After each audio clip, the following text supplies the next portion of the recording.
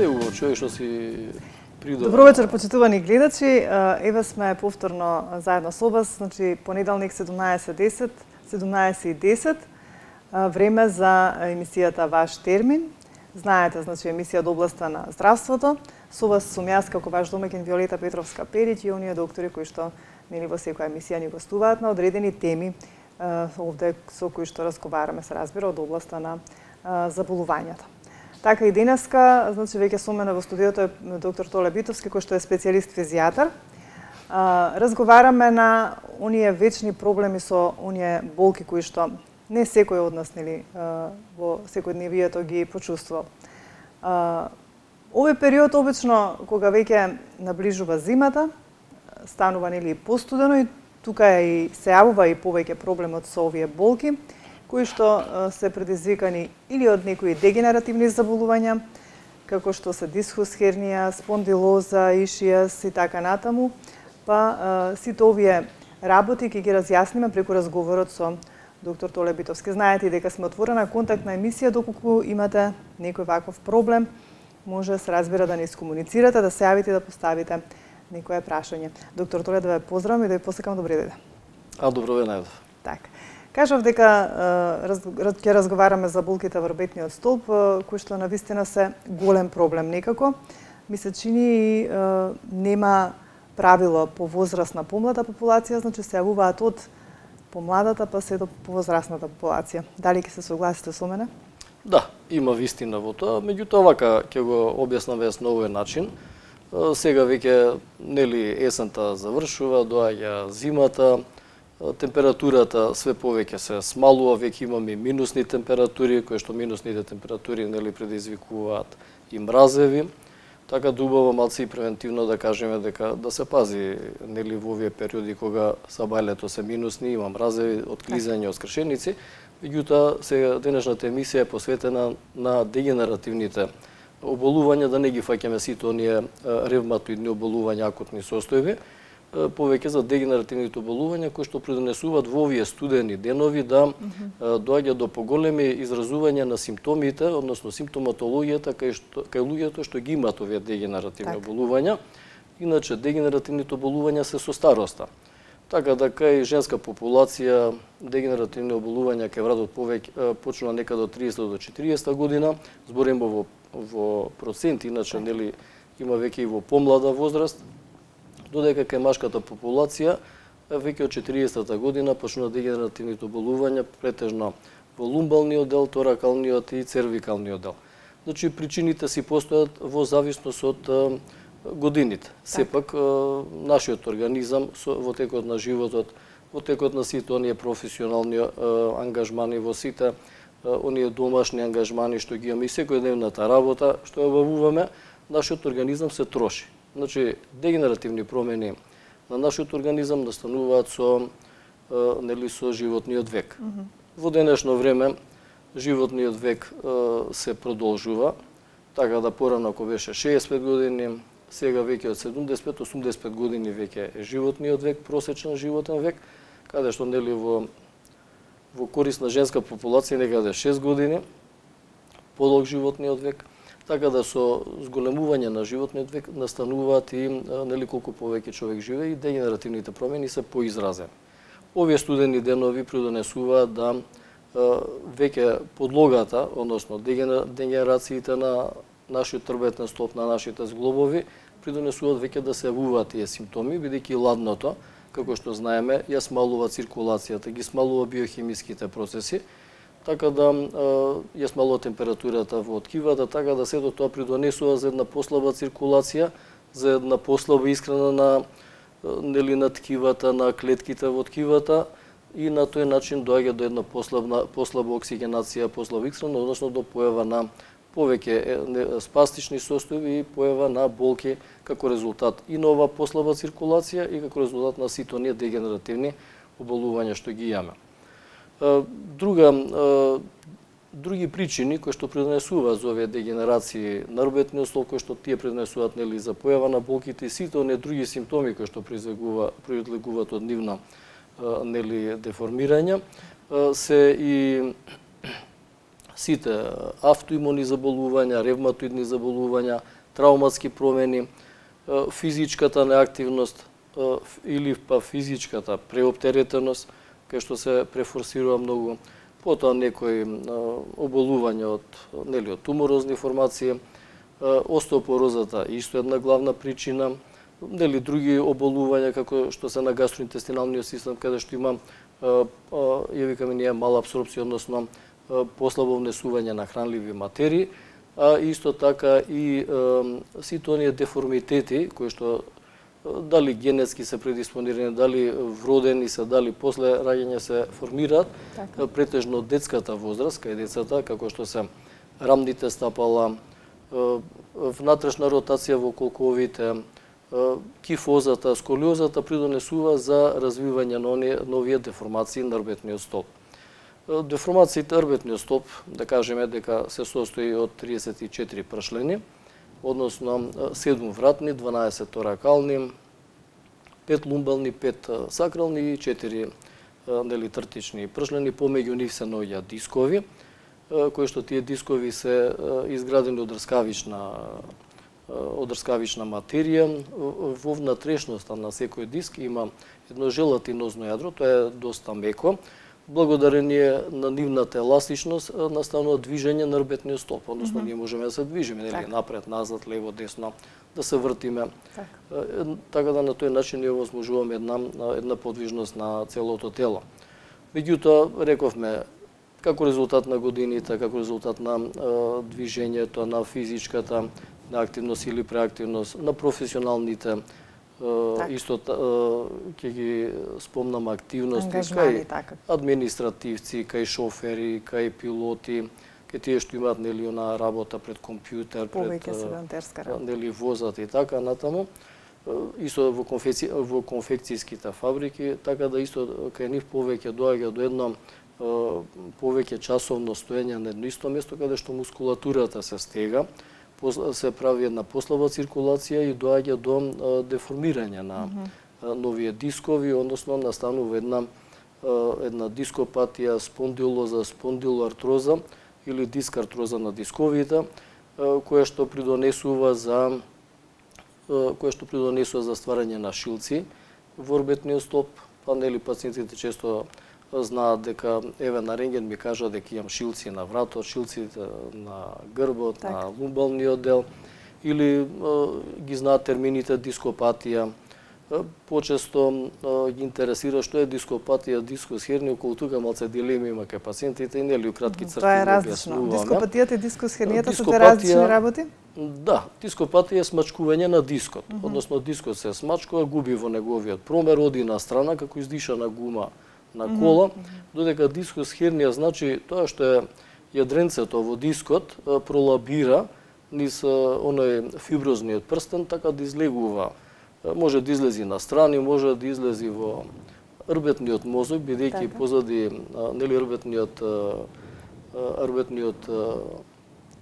рбетниот канал има рбетен мозок внатре. И при деформација на тие пршлени, при деформација на дисковите, доаѓа до притегнување, односно компресија на нервите кои што излегуваат од рбетниот мозок и тие излегуваат помеѓу два пршлени. Тука дискот се наоѓа, кој што тој низ тие отвори кои што излегуваат, дискот може да ги иритира на страната. Тие се нерви кои што ги нервираат нашите мускули, ги нервираат нашите внатрешни органи, бидејќи целото наше тело е инервирано од нерви. Имаме и моторни нерви, имаме и вегетативен нервен систем, симпатикус и парасимпатикус, и сето тоа излегува од ваму. Така да што ќе биде притегнато, такви реперкусии ќе добиеме, таква симптоматологија ќе добиеме, така да на овој начин се добива една клиничка слика која што некојаш почнува со болки, некојаш почнува со трнење, со пореметување на сензибилитетот. И ако имаме проблеми кои што се во горниот дел на рбетот, може да дава проблеми со очите, со ушите, со јазикот, па често пати пациентите прво се испраќани во одделенијата по очните кабинети, во ушните кабинети се прават испитувања, се гледа дека нема ништо. Штом колегите ќе видат дека нема ништо, нели се бара понатамошни исследувања каде што се праќаат на рентген или се праќаат кај нас, па ќе се види дека настанува дека има некоја дископатија или спондилоза, значи фатени се некои од вратните дискови или вратните пршлени имаат шилци.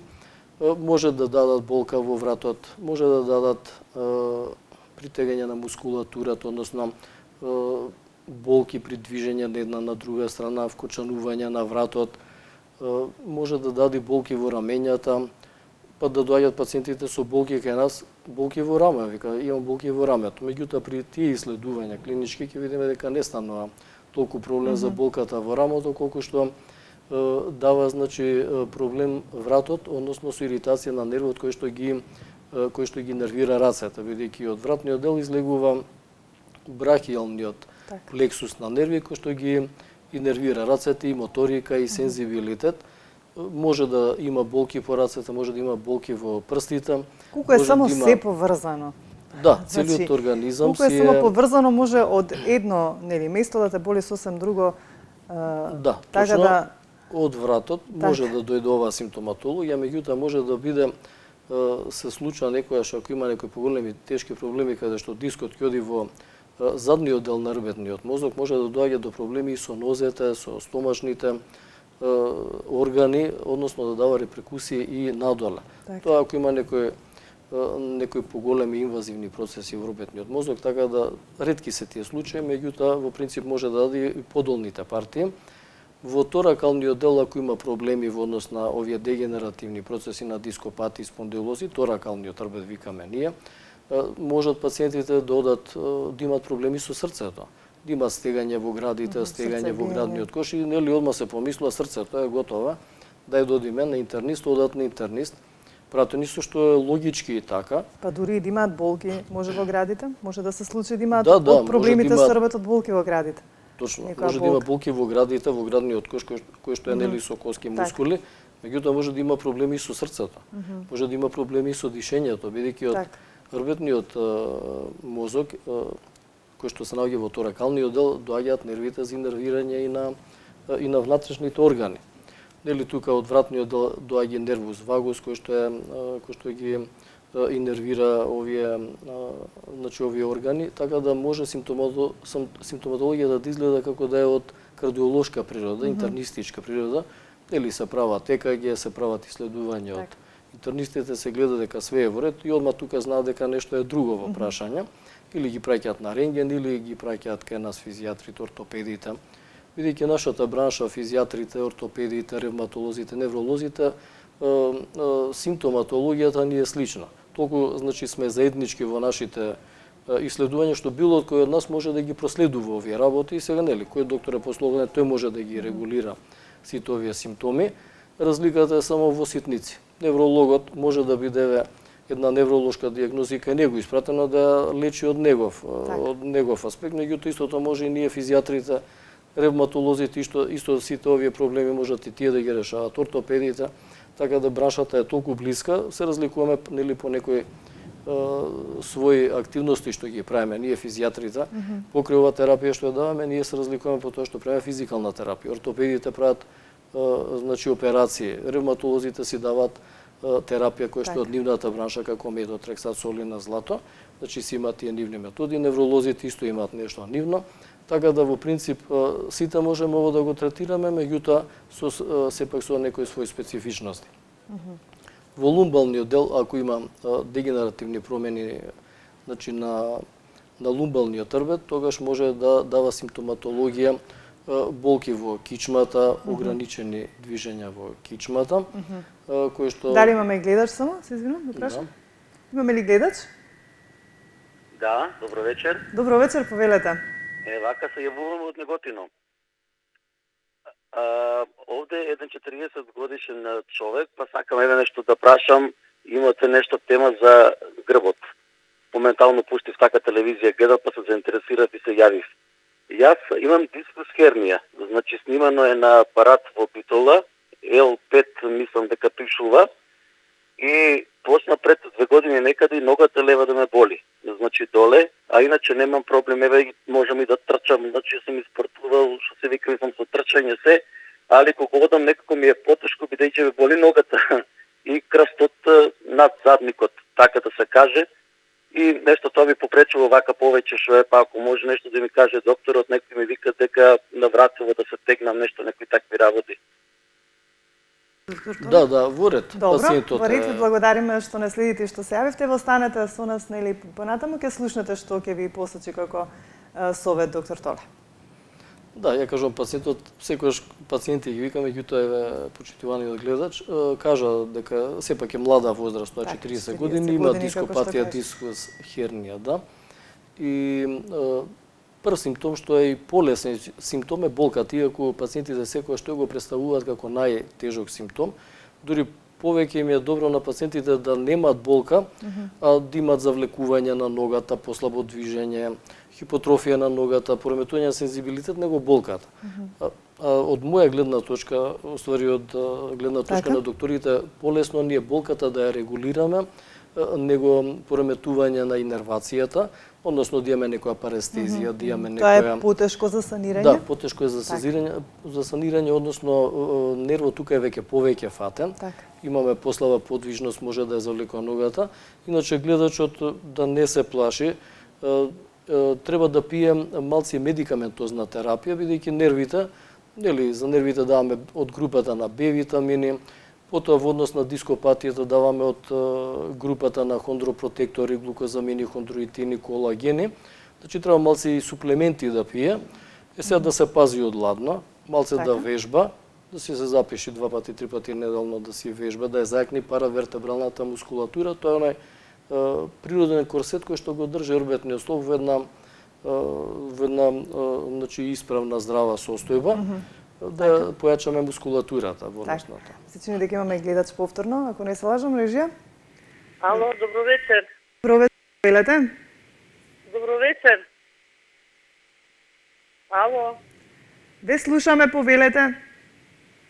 Сака да го праша докторот, има 75 години, нозите, отоци, дали остеопороза има, дали од остеопорозата што има, дали проширени вени има, сака да ми кажат одошто отоците на нозиве. Отоци. И левата нога како удрвена ми се прави, и прстите доле на двете нози. Значи имате... Докторот да ми каже, дали од остеопороза, дали од проширените вени, одошто отоци многу, вчера многу јаки нозите, многу бе отече, не уште ми е. Така. Не знам што, одошто како така да зна доктор да ми каже. Рамни стапала, дали имате? Не знам дали... Рамни стапала, дали имате? Епа, има, не ми се то, да. А дали имате зголемена телесна тежина? Епа, 88 кила има, да. А годините, ќе ве молам уште еднаш, годините на возраст? 75 су, а и имавме слава сега терет, дали од това, дали не знам, синојка, нозите си сплаши, тело подуени гуждови до прсти, коленото, левото, удрвена цела нога дури. Дали сте биле на некои испитувања? Епа, ја беа снимена со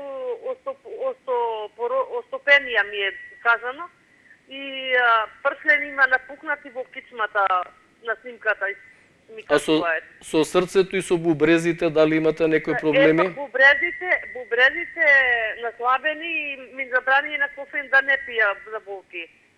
И креатинот некојаш низок ми е, малце некојаш ми се покачуват. И наслабени бубрези ми забрани да пија и она D3 капки, оние други за коските ми забрани е. Само едни витамини, пија едномесечно апче за остеопорозат. И сега не знам, од отиве ме стравно нозиве зошто, дали од бубрези, дали од проширени вени, ми рекој чорапи да зема, не земав. Не знам што е. Да, гледачката. Се јавивте, слушнавме нели се што кажавте како оние ваши проблеми што ги имате во однос на здравјето. Од што би можеле само да се отоците, бидејќи дали може од умор, со оглед на тоа дека има и вени, проблем со вените, и остеопенија, и заслабени бубрези? Да, кај гледачката има повеќе фактори. Никош во медицината нема само монофактор. Еден фактор, секогаш имаме повеќе, значи, проблеми кај пациентите, затоа треба и да ги лечиме некогаш и конзилијарно. Кај гледачката има, кај секој човек, состоење со работа имаме отоци. Претежно кога е топло времето, кога нема сите никој ни се проблем, отечени нозете, а кај некој што, еве како гледачката, што има малку проблеми со бубрезите, малку проблеми со циркулацијата, еве вените исто така се во прашање, остеопорозата е во прашање, значи треба да се лечи повеќе, треба да се лечи пошироко од сите тие проблеми што ги има. Кога доаѓа пациент кај мене, мора да се прегледа, да видам какви се вените.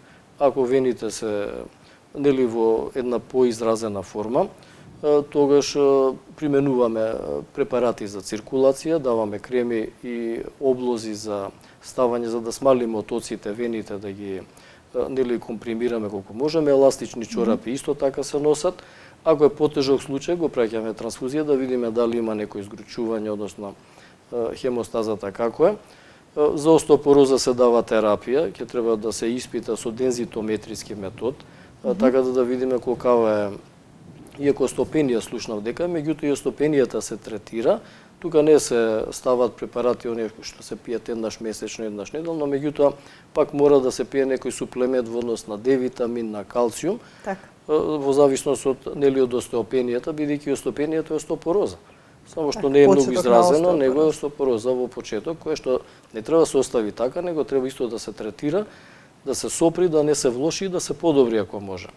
За отоците дали може и од замор да се јават отоците, ако веќе се нешто се преоптеретила нашата гледачка нешто? Точно, од замор, од стоење, од работа. Си имаме една статичка и додатно сите овие заболувања. Да, едни статички отоци. Сега, иако ние сме физијатри, ја секогаш си дозволувам да дадам и некој препарат за отоци, односно препарат за исфрлање на вишокот на течности, некои диуретици. Така да, ја и како општи лекар кога работев, дававме препарати од ласив, фуросемид и така едемид, нели хидроклоротиазид, така да ја тука би ставил и од препаратите за исфрлање на вишокот на течност, така да и тоа ќе ми помогне малце во смалување на целокупната задржана течност што е во организмот, така да со повеќе значи мерки и нели лекарства и суплементи би направиле подобрување. Меѓутоа сепак за подобро лечење пациентка треба да се прегледа и друго кој ќе дојде кај лекар кој што ќе прегледа и ќе преземе нели соодветна терапија. И незино лечење, третирање, дијагностицирање, бидејќи ние кога лечиме сакаме да дијагнозите да ги додијагностицираме, допрецизираме, сепак да не оставиме нешто нели само ќе лечиме па ќе видиме како е, меѓутоа ако е нешто потешко ќе треба и да направиме и понатамошни исследувања од соодветната проблематика. Така, доктор Толе, кога говоревте пред нели да се вклучат нашите гледачи, кажавте дека многу од симптомите некако се преклопуваат со некои други симптоми, па како што кажавте, први пациентите одат нели на интернист, ги стега срцето, па одат можеби на носи грло имаат, можеби некое зуење во ушите, вртоглавици и така натаму, еден поголем пат поминуваат додека всушност дојдат на вистинското место и да го констатираат вистинскиот проблем, а тоа е проблемот со дегенеративните заболувања, како што кажавме, почнувајќи од вратот па до шрбетот, нели, до кичмениот столб. Како оди дијагностиката? Што се презема? Знаеме дека се прават оние рентген снимки, нели, веќе тие се традиционални, постојат нели и други компјутерски томографии, магнетни резонанци. Што се препорачува на почеток? Првин се прават рентген снимки? Па да, нели првин зимаме анамнеза. Еве за абдоминалниот дел, за лумбалниот дел, ако има проблеми во лумбалниот дел на рбетот, може да дава слика на болки во стомак. Кај жените како да имат проблеми со гениталните органи. Кај мажите може препоните да болат. Сакате да кажете дека од позади од кичмата може напред да боли стомак. Точно, исто па инервирани се нервите во се пренесува болка. Органите во стомакот се инервирани од лумбалниот рбет, нели, од рбетниот мозок на лумбалниот дел. може да дава проблеми со мокрењето. Значи проблеми, проблеми со мокрењето, со дефекацијата и тоа тешки проблеми да дојдат. Така да се прават исследувања, нели, први со один интернист, па се гледат бубрези, бидејќи болката во лумбалниот дел, позади во слабината, што викаме, може да биде некојаш од кичмата, меѓутоа може некојаш да биде и од бубрезите. Тука се бубрезите, тука се наоѓа слепото црево. Може да боли тој дел, па да и кога ќе дојдат кај мене пациенти, одма гледам дали е бубрек. Имаме ние тие, да речеме, методи сукусиоренализ, нели, испитувања. Иако и тоа што ќе удриме, нели, при таа испитување треба мал удар, и болката во кичмата да е, исто ќе ти даде. Меѓутоа па прашуваме. Ако е проблемот од бубрекот, прашуваме дали има често мокрење, дали има печење, дали има покачена температура, и одма тука ќе диференцијално диагностички веќе ќе видиме кај се наоѓаме. Значи, со анамнестичкиот податок веќе добиваме значи, дел од диагнозата и потоа, нели, правиме, ако видиме дека е проблем со кичмата, правиме рентген исследувања. Ако рентгенот ни покаже нешто попроблематично, тогаш го праќаме пациентот на компјутерско исследување, на магнетна резонанса, зависи, бидејќи компјутерот е рентген зрачење, меѓутоа може побрзо да се закажи и да ни заврши побрзо работа. Сега магнетот па не може сега да исто така да се стави, бидејќи доста од пациентите имаат еклипси ставено, остеосинтетски материјал ставено, па не можеме тука да примениме магнет, така да во зависност и од брзината и од нели состојбата на пациентот одредуваме која диагностичка метода ќе примениме. Исто така ЕМГ-то тука доаѓа во израз, односно тоа е со помош на електростимулација, односно игли кои што се употребуваат, испитуваме инервацијата на нервите, односно проблемот на нервот дали функционира и каде е неговиот проблем. На тој начин исто така можеме да видиме. Со нашите диагностички методи, кога има болки во кичмата, да видиме колку е фатен нервот, колку е фатен ишијесот, ги легнуваме пациентите, нозете со исследувањата, со методите на Лазаревич, со методот на Ласек, гледаме, значи, колку е фатен нервот. Од тие испитувања можеме исто така да видиме, значи, колку е фатен проблемот, колку е фатен нервот и значи што понатака да преземеме, од која значи терапија да примениме. Почетокот бидејќи во акутен стадиум, секогаш кај нас доаѓаат пациенти со болки. Ретко доаѓаат, многу е мал процентот кој што доаѓаат за редовна физикална терапија за кажување или онака за консултација. Претежно се доаѓа болка, затоа викам ние сме доктори за болка. Сите што имаат болка тие доаѓаат. Другите превентивно онака за совет многу е мал процентот за доаѓање. Така да кога доаѓаат кај нас, нели болката во акутен стадиум, првен тоа се решава. Ако е голема болката, бидејќи некојаш верувате доаѓаат со придружник доаѓаат во инвалидска количка од толку јака болка, така да мора тука да се примени ампуларна терапија, интрамускулна, интравенска, ако некојаш интрамускулната не ни дава ефекти. Ако е некоја послаба симптоматологија, тогаш одиме со медикаментозна терапија. Има квалитетни аналгетици, нели имаме од обични аналгени парацетамоли, па све до оние јаки снагаши, нестеридни антиревматици или аналгетици, така да во зависност од целокупната состојба, бидејќи лечењето со аналгетик е смирување на болката. Само. Меѓутоа, како монотерапија и најак аналгетик нема да ни даде некое подобрување, затоа е секојаш комбиниран, дури некојаш и два послаби давам аналгетици, него еден појак. Повеќе ми врши работа. И сега нервот ако е фатен, ќе треба да се убаци од групата на Б витамини. Ако има проблеми со, да речеме, со циркулацијата, ќе треба да се стави некој препарат за циркулација. Ако е нешто со мускулатурата, ќе се даде миорелаксант. Или обичен диазепам ќе се даде и тој го употребуваме исто како миорелаксант, бидејќи тој и ја опушта мускулатурата и малце психичко опушта, така да имаме две дејства со него, не треба да се злоупотребува. Поредко го употребувам него, меѓутоа кај што треба да се употреби, претежно во ампуларните терапии. Сега, кога ќе помени тој акутен стадиум, тогаш можеме да одиме со суплементите, ако има слаби коски, кои што се испитани со дензитометриски наут, даваме препарати за нели за појачување на густината на коската. Ако имам рскавиците, дисковите се поослабнати и строшени, што се вика како зглобовите на колите, нели си се трошат. Така и нашите зглобови се трошат. До сега имаше некои ставови кај што рскавицата не се обновува, нервите не се обновуваат, нели претходно, меѓутоа во све што е живо, све се регенерира, све се обновува. И рскавицата наша, и дисковите наши немаат крвни садови, немаат нели нервни клетки, меѓутоа по пат на дифузија си имаат процеси, тие си ја консумираат од околната страна, субхондралната коска, од другите значи ткива околу нив, си абсорбираат синовијалната течност, си абсорбираат овие суплементи што ние ги даваме, бидејќи кога ги даваме, концентрацијата нивна се зголемува во однос ако не даваме. Така да поголема веројатност, ако ги даваме овие суплементи, да добиеме и подобрување на густината на коските, и подобрување на квалитетот на рскавицата, а исто така исхраната на нервите, исто така ги подобруваме. Има и специјални препарати кои што ги даваме за подобра циркулација на нервите, за исхрана на нервите, така да све во нашиот организам, све се регенерира, све се рехидрира, викам за рскавиците и дисковите. Не треба да бидеме скептични, тука не може со суплементите, меѓутоа треба да се убаци и физикалната терапија тука, бидејќи нашата физикална терапија, тоа што кажавме, кога е студено, имаме послаба циркулација, послаба исхрана на ткивата. Со нашата физикална терапија не правиме стимулација, значи на сите клетки, на сите ткива.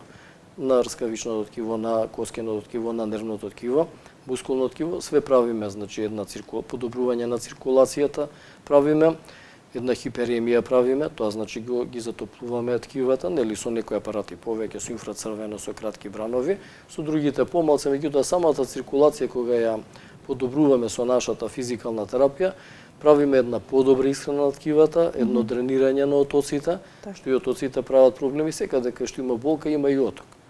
Во 95% случаи што се вика, секаде кај што има оток па има и болка. Тие си се поврзани неколку, така да на овој начин со нашата физикална терапија правиме и стимулација, и подобрување на исхраната на ткивата, и регенерација на сите ткива што сега покрај физикална терапија ние правиме и кинезитерапија.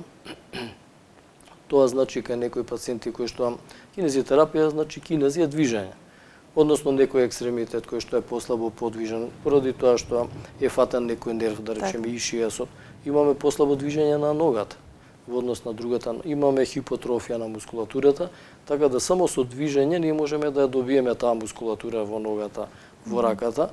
Први ние имаме пасивни движења, ако имаме болни нели хипотрофија, атрофија на мускулатурата, па постепено потоа одиме во активирање на самата мускулатура, бидејќи со активирање на мускулатурата на екстремитетите, на торакалните, на грбните мускули, ние ќе добиеме една кондиција, една подобра мускулатура, која што понатака нели таа овозможува подобро движење на телото.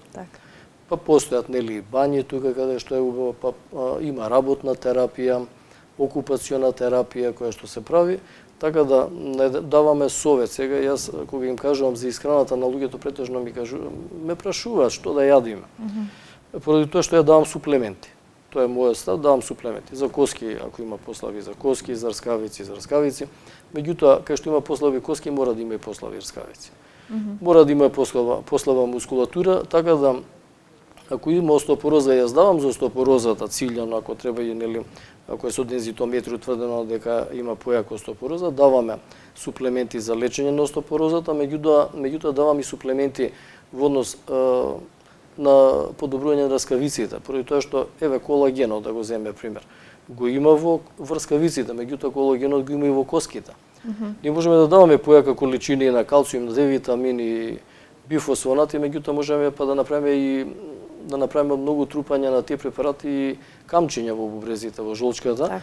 А ако даваме послаба терапија за остеопороза, не она јака терапија, нели се дава терапија колку што треба, меѓутоа ако ја комбинираме со Б-витамин, со магнезиум, магнезиумот треба да се убаси бидејќи тој делува во тие биомеханизми за стварање на коската. Колаген ако се дава и тој исто така ќе ја подобри коската, значи ако се дава пошироко суплементна терапија, а другата терапија да се биде нормална во исхраната, во зависност нели од здравствената состојба, ќе имаме многу подобри квалитети. Сега нели има и поскапи и поевтина во зависност од финансиската моќ на пациентите, и така ја ординирам јас терапијата. Имавме ние фотографии ни донесовте во однос на први на создавањето на проблемите. Дали може од режија да ги пуштат во кусо да ги прокоментираме и фотографиите? Да, еве го во еден напречен пресек на диск и на ова ербетниот мозок у средината, тоа што пишува спинал корд. Еве го тоа нуклеус пулпозус, тоа е желатинозното јадро. Сега тука се дава на рентген снимка каде што се гледа една дискус хернија, кај што е стрелката. Тука е пролабирано, значи дискот е отиден во ербетниот мозок, каде што тука е на L5 е 7. Значи тука во таа магнетна резонанција ова, значи во таа состојба прави иритација на ербетниот мозок, каде што може да доведе значи и до болка, а може да доведе претежно кога иде во ербетниот мозок може да доведе до смалување на движењето на нозете, до трнење, до сензибилитетот, пореметување, до поладна нога, послаба циркулација, а исто така и до мокрењето, до дефекацијата, значи може да дојде проблеми со препоните. И така, еве вака убаво се гледа на оваа слика. Можеме да одеме понатака, ако може да ни... Може следната слика од режија да пуштат. Може ли следната, еве? Да. Ево овдека се прикажува нервите, тие плавите ги гледате. Така. Како што излегуваат десно, кај што е тоа една како линија, тука нуклеус пулпозус, тоа јадрото желатинозно, го раскинува тој фиброзниот прстен и еве удира во тој нервот, плавиот што е, удира во тој нерв. Сега тој нерв кај што иритира, да речеме, кај што ги инервира мускулите или внатрешните органи, сега делува моторниот нерв, делува на нивната болка, на нивната функционалност и така. Може понатаму. Може следната фотографија од режија? Да, еве исто е една магнетна резонанца, каде што тука се гледа повеќе проблеми, повеќе проблеми се гледа. Гледате како што е испрекинато тоа плаво зелено што е, тоа е ербетниот мозок. Меѓутоа погоре ако одиме, еве тука има деформација на самите, не само на дисковите, него и на самите пршлени. Еве нагоре ако одиме 5 4 3 2 1, сега веќе теха 12 е веќе компрометирано. Ова станува збор и за остеопороза тука нека. Така, да. Гледате, диаметрот на пршленот се смалува тука. Па има некоја шморлова хернија, има некои шилци и значи станува збор тука и за остеопороза, и за дископатија, и за дискус хернија, така да е една слика каде што повеќе моменти можат и самите ќе ги научиме гледачите да веќе што е што. Да, ова е веќе прикажување на ербетниот столб. Така. Кои делови, состои како, значи цервикален, торакален, лумбален, она што вие го кажете. Меѓутоа би дал една препорака. Ова што го кажуваме ние докторите, тоа што го пишува по Википедија, по интернет. Убаво е, значи, еве и ово исто е подолба на ербетниот столб. Убаво е, нека си имаат, значи, луѓето нека си имаат општи знаења. Сепак, што повеќе човек знае, убаво е, меѓутоа да не преземат ништо на свој рак. Значи, да не се лечат сами, да не преземат соодветни третмани, еве тоа пишува за оваа болка, тоа пишува за онаа болка. Болката може да биде различна. Болката може да биде различна, меѓутоа причината за болката може да биде различна. Одека станува, претходната беше спондилолистеза, дископатија на вратот, овдека има една листеза, клизење, и тој момент еве ќе им го објасниме на гледачите, така да ќе научат доста медицински термини од оваа емисија. Листеза значи клизење. Ова е лумбален 5, доле и ова е сакрален E7, како опашка што се гледа. Тука има клизење, не е еден по друг прашленот, еден на друг, него L5 е клизнат. Еве гледате веќе некаде повеќе од 30% е клизнат. Са тоа клизење прави проблеми, бидејќи кога клизнува на страна, нанапред претежно клизнува, тогаш доаѓа до исто така до пореметување на односно компресија на рбетниот канал и може да даде исто такви симптоматологии како претходно што ги објаснивме. И тоа ми беше, значи, кога кажувавме за лечењето, пациентите сами да не се лечат, дека многу доаѓаат веќе у последно време кај мене. Така. И читале, комшивката ја болело, ово се напило, добри било. Другиот се напило, но добро му било. Меѓутоа, причината за болките можат различни да бидат. Така да, една главоболка, болка во главата, може да биде централно, може да биде, значи, од проблеми во мозокот, може да биде проблеми од вратот. Значи, треба да се диагностицира тоа, да се лечи. Се зависи во мозокот, дали има притисок, дали има некоја состојба експанзивна или не, значи многу е важно, или дали има дископатија спондилозна на вратот, е исто така важно. Многу е важно што да лечиме, како да лечиме, не болката како болка. Доктор Толе, бидејќи немаме многу време, би сакала да појасниме, бидејќи говориме за лекувањето, меѓутоа знаеме дека тоа не оди така брзо, бидејќи кажавме дека тоа е еден комплексен проблем, што можевме да го забележиме и од фотографиите. Кажавте дека може да се регенерира, нели, и колагенот, и меѓутоа колку време би било потребно ако веќе еден пациент е примерен, како да кажам, ги слуша сите оние ваши совети кои што еве вие во случајот му ги препорачувате. Колку време е потребно за да тој процес на некој начин се доведе до некоја контрола, да не се чувствуваат толку многу симптомите, бидејќи нели тие се тие оние болки, сите оние пропратни симптоми кои што нас не тераат да ве посетиме како специјалист физијатар. Да, секој пациент е различен, да ви кажам. Значи, пациентот која доаѓа, може болката да помине за 3 дена, за 5 дена, за 10 дена, зависи од проблемот што го има, на тој начин може да помине и болката. Иначе, лечењето на коските, на остеопорозат, може да биде во принципе. Значи, најмалце една година се третира остеопороза, па правиме повторно испитување.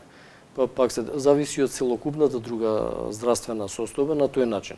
Зглобните системи, односно зглобовите, исто и кај нив, не се лечат за 1, 2 и 3 месеци. Терапиите се скапи, ние докторите даваме, нели, кажуваме 3 месеци, и тоа е, или давам едниот месец нешто поскапо, па наредните 2 месеци нешто поевтино, така мешам колаген со глукозамин, хондроитин, хиалуронска киселина, правам едно коктелче, да бидем поевтино, да добијам некој ефект за 3 месеци. Меѓутоа и зглобовите се лечат повеќе, значи најмалку 3 месеци да добиеме почетен старт и 6 месеци, 1 година. И од време на време, не значи ако 3 месеци сме пиеле дека толку. Значи ќе треба од време на време да се консумира во зависност од степенот на оштетување на зглобови, во зависност од интензитетот на остеопорозата, односно Т-скоре, ние имаме параметар во дензитометријата, а и во зависност од сите други, нели, оние проблеми, и на тој начин гледаме како ни оди работата.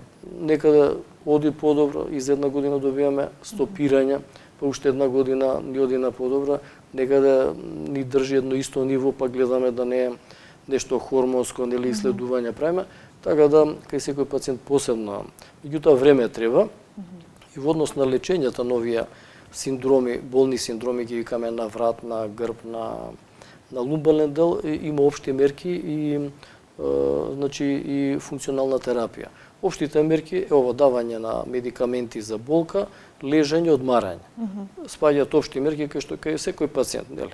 Кога одмара, кога лежи, кога пие медикаменти за болка, може да мобилизираме ако нешто ударено, повредено, значи треба мирување.